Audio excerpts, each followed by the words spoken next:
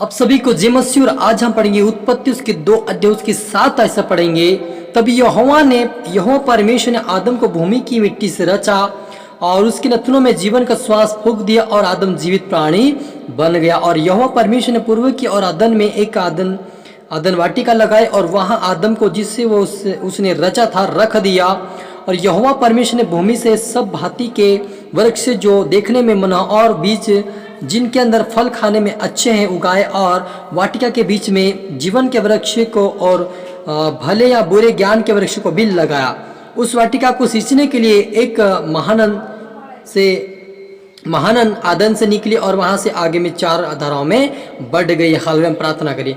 धन्यवाद पिता परमेश्वर खुदा मेरे ईश्वर राजा, आज की वचन आज के कलाम से पिता हम हर एक से बातें कर। मेरे पिता जैसा आपने आदम को बनाया प्रभु जी, वैसा आप हर एक प्राणी को बनाए पिता। आज पृथ्वी पर जितने लोग हैं प्रभु जी, जिस उद्देश्य से आपने आदम को बना अपनी महिमा के लिए पिता, हर एक व्यक्ति पिता देखने वाले सुनने वाले आज तेरी आराधना प्रार्थना करने वाले बने, आपके राज्य की आवाज बने, आपकी इच्छाओं को पूरी करने बने और आप कहे वैसे चले पिता, आपके मार्ग पे चले, आपके वचन पर चले पिता। हर व्यक्ति आपका आज्ञा का पालन करे। जिससे पिता आदम प्रभु जी तेरे आज्ञा के ऊपर चल रहा था, लेकिन पिता परमेश्वर वो आगे समझ नहीं पाए, लेकिन पिता आज तेरा आत्मा काम करे कि प्रभु जी आगे तक तेरे राज्य तक प्रवेश करे। ऐसा तेरे बेटा बेटे को बना, रात में वचन मजबूत आपके राज्य की बात बने, ऐसा होने दे मेरे पिता। सभी तुला में ढापता मेरे पिता, आज से आपकी ओर बढ़ने पाए, आत्मता बड़ा कर राज्य बढ़ आशीष पैदा परमेश्वर। सबको रात में सौंपते प्रार्थना सुना ब्लेस के आशीष। धन्यवाद मेरे खुदावन, ये प्रार्थना दुआ यीशु तेरे मीठे नाम से मांगते हैं, आमीन।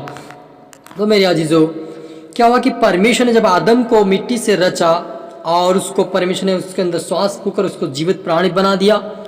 और यह परमेश्वर पूर्व की ओर आदन में एक आदन वाटिका लगाई और वहां पर आदम को जिस वृक्ष था रख दिया। और यहोवा ने परमेश्वर भूमि से भांति भांति फल वृक्ष खाने के देखने योग्य परमेश्वर अच्छे से फल बनाए, वहाँ पे उगाए और जीवन के वृक्ष और भले या बुरे ज्ञान के वृक्षों भी लगाया। लेकिन वहां पर उस वाटिका में पानी से सींचने के लिए परमेश्वर ने एक महानंद बनाया। वो आदन से निकले और वहां से आगे चलकर बहाकर वो 4 धारा में बढ़ गई। पहली धारा का नाम है पिसोन है।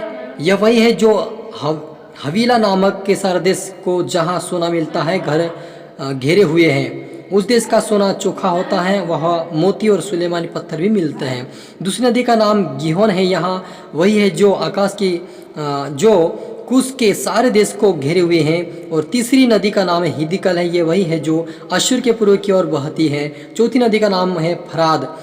तब यहोवा परमेश्वर ने आदम को लेकर उस आदम की वाटिका में रख दिया कि वह उसमें काम करे और उसकी रक्षा करे। और यहोवा परमेश्वर ने आदम को यह आज्ञा दी, तू वाटिका के सब वृक्ष का फल बिना खटके खा सकता है। हालेलुया। मेरे अजीजों, यहाँ पर परमेश्वर ने जिस समय एक आदन वाटिका बनाया और वाटिका के अंदर आदम को रख दिया उसकी रक्षा करने के लिए, वहाँ पे सींचने के लिए और जो अपने मन लगे वो अच्छा फल खाने के लिए उन्हें रख दिया।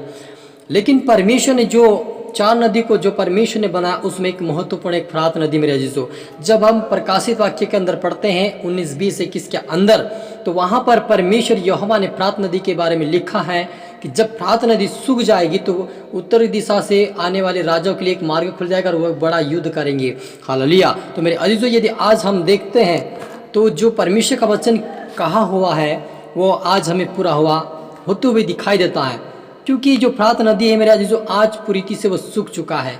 हालेलुया।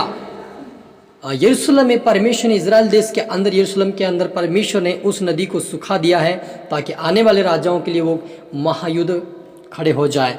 और परमेश्वर के दासों लोगों ने भी, जो बड़े बड़े दास है, उन लोगों ने भी उन दासों ने भी परमेश्वर की ओर से उन्होंने अगुवाई की और उन्होंने अगुवाई पाकर उन्होंने भी भविष्यवाणी किया है कि आने वाले समय में बड़े महायुद्ध होंगे।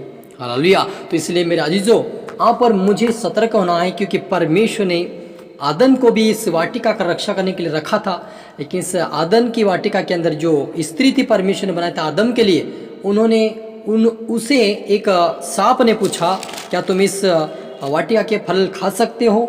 उन्होंने कहा कि हम खा सकते हैं, लेकिन एक फल जो है बुरे भले ज्ञान का जो वृक्ष उससे हम नहीं खा सकते। लेकिन सर्प ने उससे उनको फुसलाकर उससे कहा दिया कि यदि इस फल को तुम खाओगे तो परमेश्वर के तुल्य हो जाओगे। जब स्त्री ने देखा कि वृक्ष का फल खाने के लिए अच्छा और देखने में मन भाव और बुद्धि देने के लिए चाहने योग्य भी है, तब उसने उनमें से तोड़कर खाया और अपने पति को भी दिया और उसने भी खाया। तब दोनों की आंखें खुल गई और वो उनको मालूम हुआ कि वे नंगे हैं, इसलिए वो उन्होंने अंजीर के पत्ते जोड़ जोड़ कर लंगोटे बना लिए। हालेलुया। मेरे अजीजों, यहाँ पर परमेश्वर ने एक बहुत बड़ा आदम को अधिकार दिया था कि तुम्हें इसकी रक्षा करना, लेकिन जो स्त्री उसे परमेश्वर ने बना के दिया था, उन्होंने नासमझ बनकर उस सर्पे के अंदर दुष्ट आत्मा घुसकर, शैतान घुसकर उन्होंने फुसला दिया कि तुम इसे फल के खाओगे तो तुम उसके बराबर हो जाओगे। आज बहुत सारे परमेश्वर के दास, परमेश्वर के लोगों को कहीं न कहीं लोगों को फुसला रहे, कहीं न कहीं लोगों को लालच में ले जा रहे, क्योंकि बहुत सारे लोग धन की लालच में, कोई बड़े बड़े चमत्कार के लालच में पीछे पड़ा है, लेकिन प्रभु की खोज करने वाला कोई भी हमें दिखाई नहीं देता है। लेकिन यदि आप वैसा कर रहे कि प्रभु की आज्ञा छोड़कर आप दौड़ना शुरू कर रहे, आप लालच में दौड़ रहे, आप पैसे के लिए दौड़ रहे, आप चंगाई के लिए दौड़ रहे हैं, तो परमेश्वर आपको कहता है कि आप सावधान हो जाए, क्योंकि आप पुराने विश्वासी हैं। आपको चंगाई की ज़रूरत, आपको चिन्ह चमत्कार की ज़रूरत नहीं अभी है। आपको प्रार्थना और वचन की ज़रूरत, क्योंकि आप खुद प्रार्थना करेंगे, खुद पे खुद आप चंगे हो जाएंगे। ये परमेश्वर का अनुग्रह हरि के ऊपर बना हुआ है, लेकिन मनुष्य समझ नहीं पाता और अपनी मनमानी करके वो गिर जाता है। बहुत सारे परमेश्वर के दास, कोई स्त्री लेके भाग रहा है, कोई धन संपत्ति के लेके भाग रहा है, कोई कहीं ना कहीं वो शैतान के अधिकार में जा, लेकिन समझ नहीं पा रही, क्योंकि यीशु मसीह जब 40 रात के जो उपवास रखा, तो उपवास जैसे खत्म हुआ, वैसे शैतान आकर कहा कि इस पत्थर से कहते रोटी बन जाए, क्योंकि तू परमेश्वर का पुत्र है, तू बना सकता है। लेकिन यीशु ने कहा कि ये काम परमेश्वर की ओर से नहीं है, शैतान की ओर से, इसलिए उन्होंने मना कर दिया, क्योंकि प्रभु यदि आवाज़ देता तो परमेश्वर खुद ही उसको खाने के लिए देता। इसलिए यहाँ पर मुझे भी समझना है, सोचना कि प्रभु मुझे क्या चाहता है। हमें आदम की तरह नहीं गिरना है, लोगों की तरह नहीं गिरना, लेकिन हमें प्रार्थना के साथ आगे बढ़ना, प्रार्थना में और प्रभु से पूछना है कि प्रभु की तेरी ओर से आवाज़ या किसी और से हमें बताइए, और हम उससे बातें करें और मुझे सावधान करें, तो आपको बताएगा। हम प्रार्थना करें।